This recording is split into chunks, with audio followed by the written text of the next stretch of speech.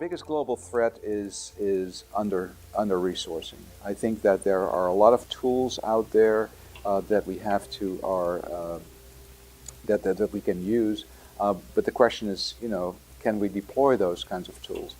For example, we've made tremendous efforts and tremendous strides in doing testing for STIs, like nucleic acid amplification testing. It's actually very interesting to see where the industry is sort of moving and where the technology is moving, that even nucleic acid amplification testing that for the longest time had to be done in big, well-equipped laboratory can actually be done almost at the point of care. And that's definitely where we're going with this.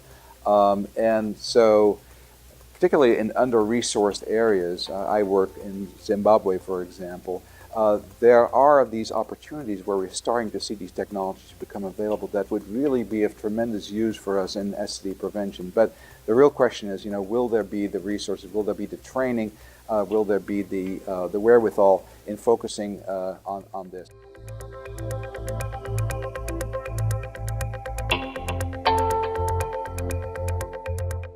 Well, there were a number of things. The thing that was probably most unexpected to people that went to the conference was a presentation by Bob Kirkcaldy from CDC, who was presenting data on gonococcal resistance from the gonococcal isolate surveillance project.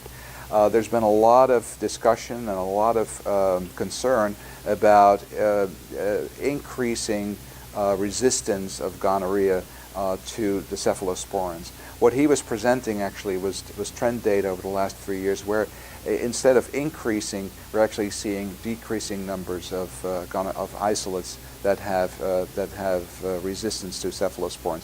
And that's not to say that cephalosporin resistance is not going to happen. What it does mean, and I think particularly important for Texas, is that we have a real opportunity still. We have still a window of opportunity to really do something about gonorrhea, particularly in the area of expedited partner therapy.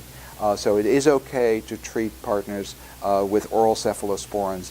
As much as we really want to treat the index patient with ceftriaxone, of course that's not practicable for the partners, but we can definitely still use cefixime, oral medication, for partners of patients with gonorrhea.